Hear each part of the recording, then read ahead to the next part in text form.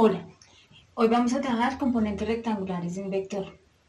Todo vector podemos ligarlo al plano cartesiano o al plano geográfico, es decir, a cualquier sistema de coordenadas, mediante rectas perpendiculares a cada uno de los ejes. Estas rectas, que se constituyen en las proyecciones del vector, ya sea en el eje vertical o en el eje horizontal, es a lo que le definimos componente. A esta se le denomina la componente vertical y a esta la componente horizontal. Si nuestro vector se llama B, a este le denominamos BY y a este le denominamos BX. Realmente, ¿qué hemos formado? Con las proyecciones o con las componentes del vector hemos formado un triángulo rectángulo. Recordemos las razones trigonométricas para cualquier triángulo rectángulo. En un triángulo rectángulo tenemos el ángulo, la hipotenusa y los dos catetos. Dependiendo de dónde ubiquemos el ángulo, tenemos el cateto opuesto y el cateto adyacente. Si ubico mi ángulo en esta posición, tengo que el lado que queda frente al ángulo es el cateto opuesto y el otro se constituye en el cateto adyacente. ¿Qué razones trigonométricas tenemos? Seno, coseno y tangente, que ya se habían trabajado. Seno, cateto opuesto sobre hipotenusa, coseno, cateto adyacente sobre hipotenusa y tangente, cateto opuesto sobre cateto adyacente. Voy a traer estas mismas definiciones, pero aplicadas en el caso de los vectores.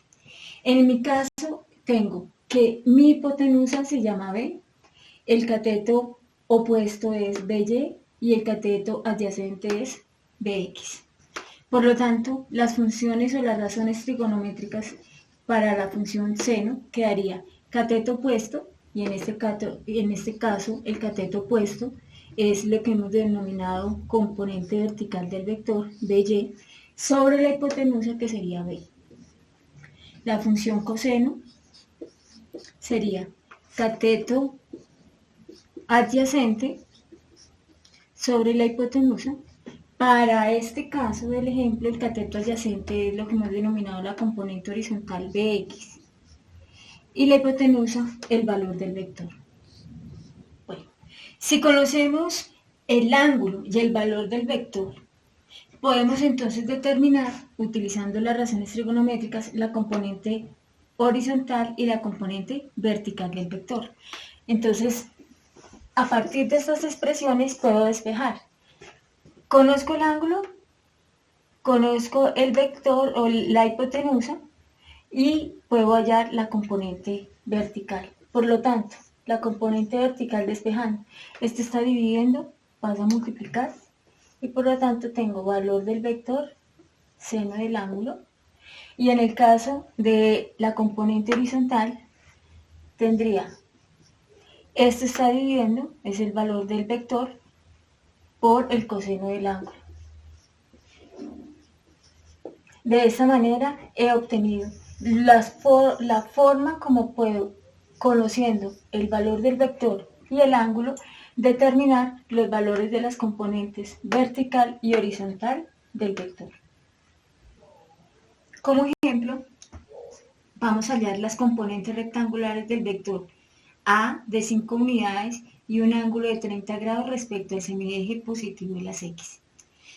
He ubicado el vector tiene 1, 2, 3, 4, 5 unidades y un ángulo de 30 grados respecto de X positiva. Hago aquí una aclaración. Si no me hubiesen dado ninguna referencia, sino que solamente me indican un vector de 5 unidades y un ángulo de 30 grados, siempre empiezo realizando la medición desde el X positivo. De antemano, ¿qué características tienen las componentes rectangulares? Entonces son las proyecciones del vector sobre los ejes, tanto vertical como horizontal. Como mi vector lo he llamado A, esta componente entonces la voy a determinar a Y, componente vertical del vector, y a X, que sería la componente horizontal del vector. De acuerdo con las expresiones que analizamos anteriormente, entonces tenemos que el vector, la componente vertical sería a y. Valor del vector, seno del ángulo. Para este caso, el valor del vector es 5, seno de 30 grados. Y AX sería valor del vector 5 coseno de 30 grados. De esa manera tenemos solamente que hallar el cálculo, pero ya hemos hallado las componentes rectangulares del vector. Nuestros resultados entonces para la componente AY es de 2.5 unidades y AX 4.3 unidades. Podemos verificar que estamos haciendo bien el proceso. Entonces, este cálculo debe coincidir, si he hecho bien el gráfico del vector, debe coincidir con el valor de las unidades de la componente horizontal y la componente vertical. Voy a verificarlo. Entonces yo tomé como una unidad en mi caso. Entonces aquí yo tengo una unidad, 2, 3, 4, 4.3 unidades. Y verificamos efectivamente que tanto gráfico como analíticamente el resultado debe ser el mismo. Ahora revisemos acá.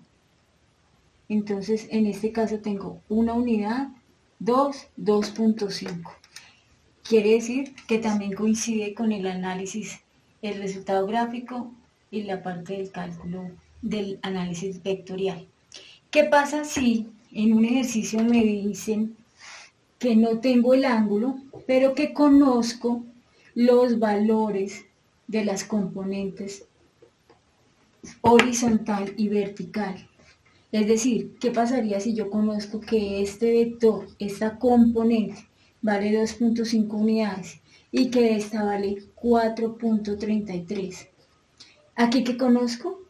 Conozco un cateto con otro cateto y de acuerdo con el teorema de Pitágoras, si conozco los dos catetos, puedo hallar la hipotenusa.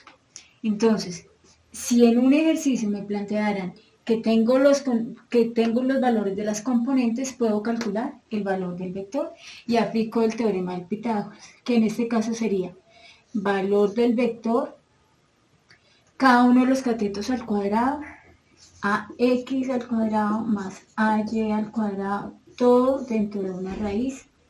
Para nuestro caso eso sería 2.5 al cuadrado más 4.33 al cuadrado y nos debe dar la hipotenusa, que en este caso nuestra hipotenusa sería 5 unidades. ¿Podemos determinar el ángulo si conozco cada uno de los catetos? Sí. ¿Cómo? Puedo utilizar la función o mejor la razón trigonométrica de tangente, que me permite hallar el ángulo si conozco el cateto opuesto y el cateto adyacente. Si lo quisiéramos hacer en este ejemplo, entonces tendríamos tangente del ángulo es igual al cateto opuesto.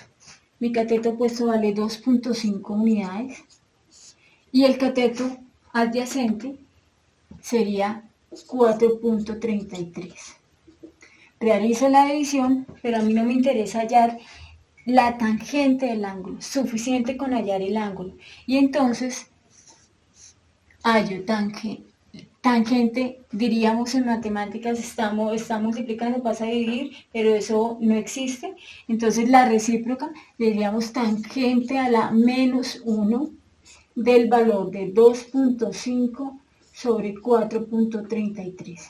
Y eso me debe dar 30 grados. Bueno, como ejemplo 2, entonces tomemos el siguiente vector. Dice hallar las componentes del vector el vector D, que tiene 15 unidades y un ángulo de 25 grados.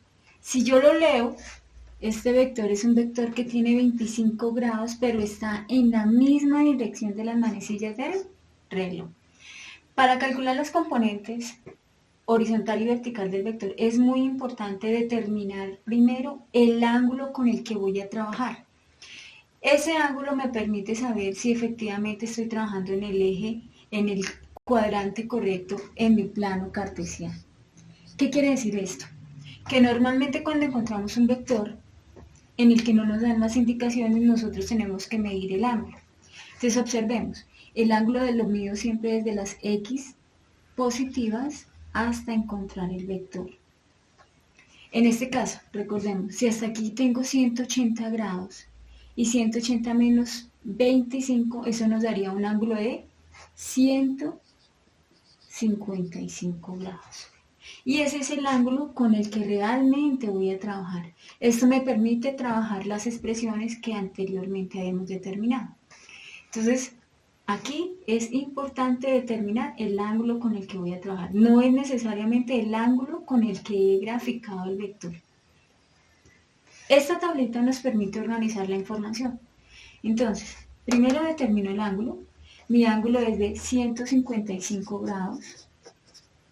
El valor de vector es de 15 unidades.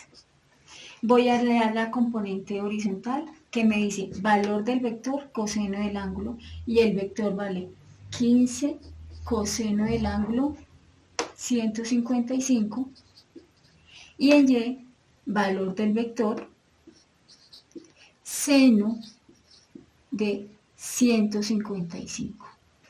Para nuestro caso, nos da menos 6.33 y en el caso de la componente vertical nos da,